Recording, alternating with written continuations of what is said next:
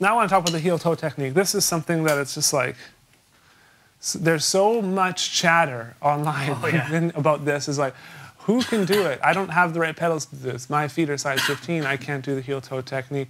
Well, my spring tension doesn't go tight enough. I can't do the heel-toe technique. So all that stuff is the way I teach the heel-toe technique and the way I've been teaching it for almost 5 years now. That stuff doesn't really matter at all. And what I teach is, I call it heel-toe, and when everyone sees it, they say, hey, that's heel-toe, but it's actually more of a toe stroke.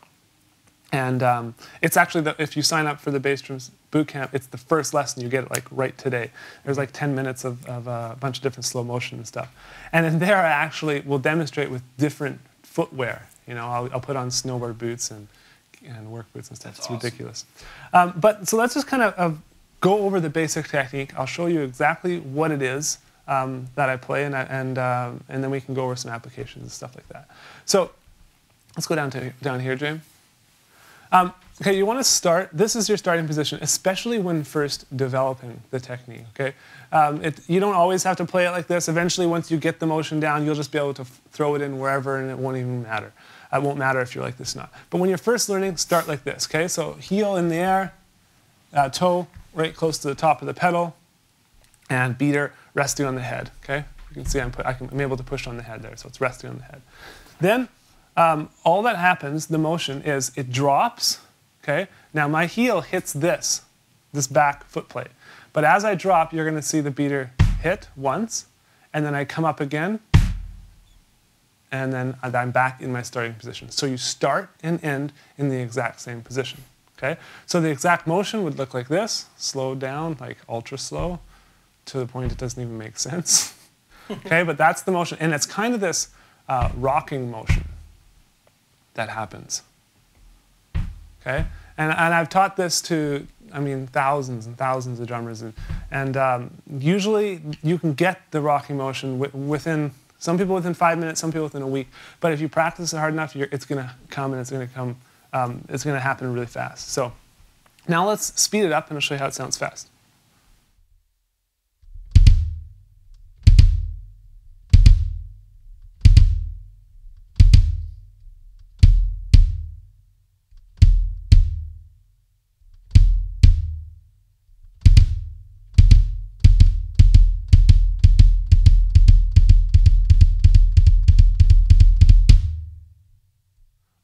Okay, and so you saw it happening there. You saw my heel wasn't actually creating a stroke. My heel was hitting this part of the pedal down here every single time. And I'll move my foot down, and I'll play the technique again like this.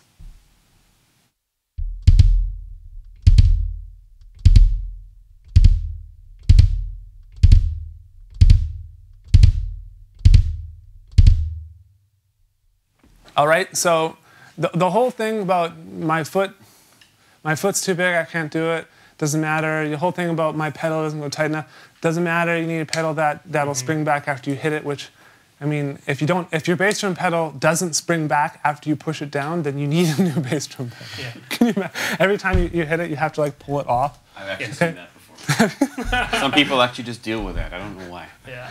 Yeah. You gotta save that bass drum hit for that one specific time you need it. But so that's the thing, and then, or that's the heel-toe technique. So now I'm just going to use it in a similar groove to what Dave was showing you guys before, and this is a cool way to develop it. It's just a 16th note triplet groove. So 1 triplet and triplet, 2 triplet and triplet, 3 triplet, 4 triplet, or 3 triplet and triplet, 4 triplet and triplet. Okay. So let me show you guys how that sounds.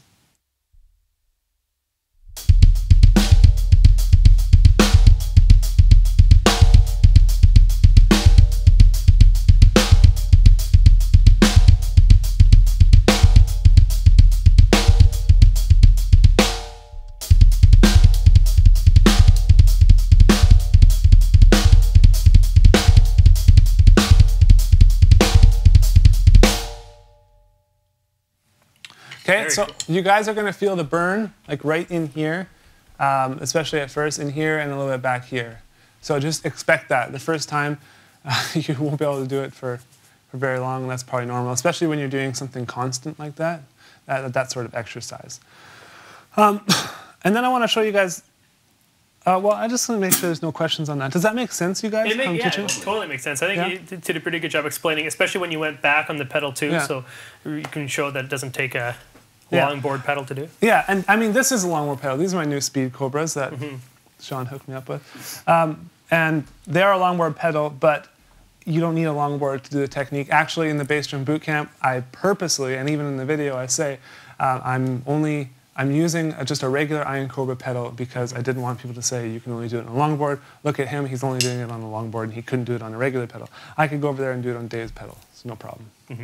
If my pedal doesn't break. Yeah, your pedal doesn't like the ear. Another thing I want to talk to you guys about and is doing it on the hi-hat, okay? Because I know a lot of you guys, or a lot of people out there, they're all about, I don't want to call them drumming purists, but they're people who don't like to use double pedal. And for me, that's like saying you're only allowed to hit the snare drum with one hand. You can't use your other hand on it. It's like, why can't I use 2 beaters on a bass drum? I have 2 legs. That just seems useless. But I know there's some people that are all about the single pedal and the hi-hat. But news for you is, I got news for you, and that is got news for you guys. You're still a double pedal drummer because you have the hi-hat pedal. Yes. Okay? So for all you guys who say you don't like double pedals, it's not how it should be. I mean, Jared's got news for you. Yeah, I got news for you. I'm so cheesy. Newsflash. But what I want to show you guys is on the hi-hat, this sort of thing works as well, okay? And let me just play it with so my you're left going to do the heel toe on the hi-hat? Yeah. So what I'll do is I'll just do quarters on the, like quarter notes on the right foot, dun, dun, dun, and I'll do dun, dun, dun, dun, oh, I see. Okay? So you're like splashing it almost. Yeah. Okay. So here you go. This is what it's going to create there.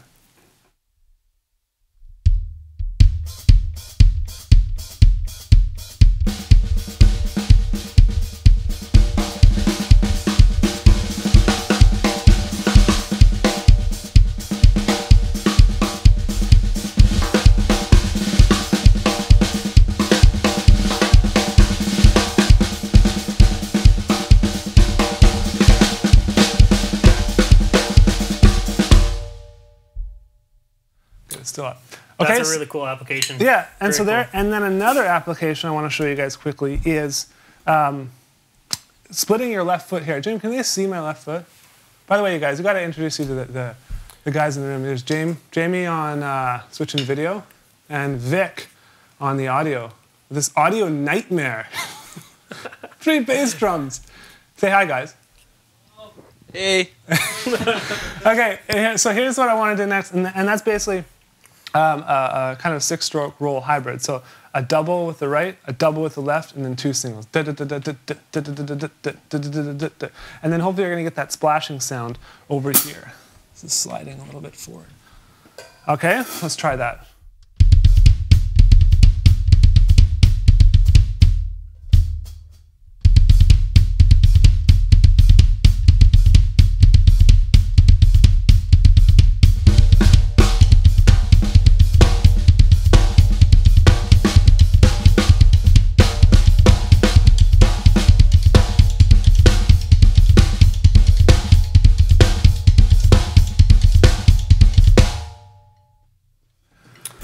Okay, that was really cool. Yeah. I'm wondering if you can do that. I'm almost sure you can do the same thing with slide stick. I've never actually tried that. How do you do that with slide though? Because right now I'm able to split my foot and get 2 strokes, but because your foot is moving right to left, that's where I think it would be a lot harder.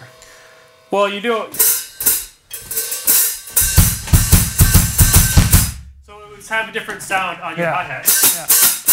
Yeah. Another thing you could do as well is, I don't know if this will work right now, but I could put my heel just on my pedal. Yeah. And so my pedal would be hitting on like the downbeat or a different note, because you notice my heel doesn't actually create a stroke on the bass drum. It's the 2 toe strokes. So I could make use of this for the drop on the heel and create a hi-hat stroke and then get 2 strokes as well on the bass drum. So your left foot's like working overtime. You're pretty crazy. Yeah. I think it's a cool now you have to teach heel toe to me. So let me just play that for you guys. Yeah, let's do that.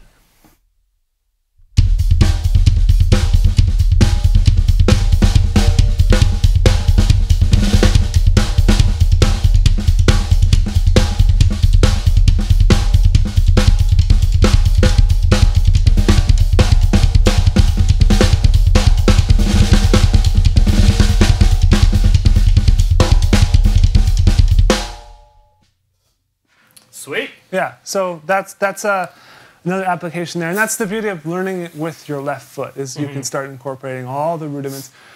Can you just show, I want you to show like a double stroke roll just with the 2 bass drums without including the hi-hat. Okay. That's putting me on the spot here. No, I'm not putting you on the spot. You do it all the time. I want to show, like, because you can get some insane speeds doing double strokes. I haven't like, I really, when Kobus came out here, right, he just recently saw Chris Coleman at NAMM. Chris Coleman's like insanely fast gospel style drummer, and he mentioned one thing that Chris said is without control, speed is nothing. You can have the fastest car in the world, but if you don't have brakes, you're just going to crash it, and it's going to be absolutely useless. And so I really respect that and took that to heart. And so it's not all about speed. Speed will come, but it's about control. And that's why I've really been working on all the rudimentary stuff with the feet, because I think that's going to help me maintain control of my right and left foot, and then the speed's going to come. But let me play you a double stroke roll. Yeah. Since you asked.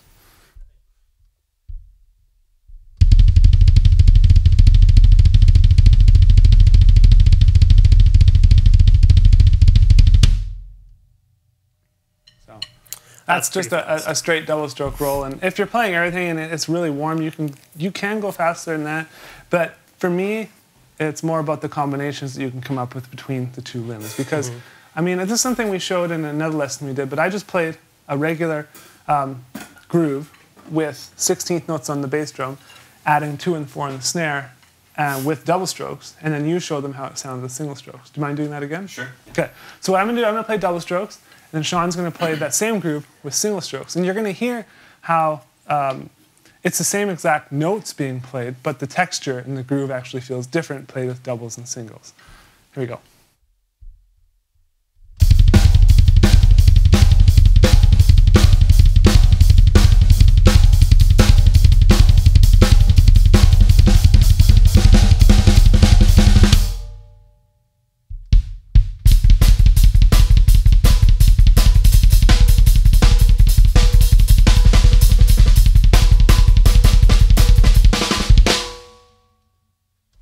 Yeah, so you're going to probably hear more like with Sean, more consistent and stuff like that, whereas mine's like a little woo. It's got a kind of a dynamic signature to it. It's like very, what's the word? Distinct. Yeah. And for you guys out there, I've seen guys do this exact same kind of stuff with the slide technique as well. So I know right now it sounds like, oh man, the slide tech or the heel toe technique is totally the way to go. It is the way to go.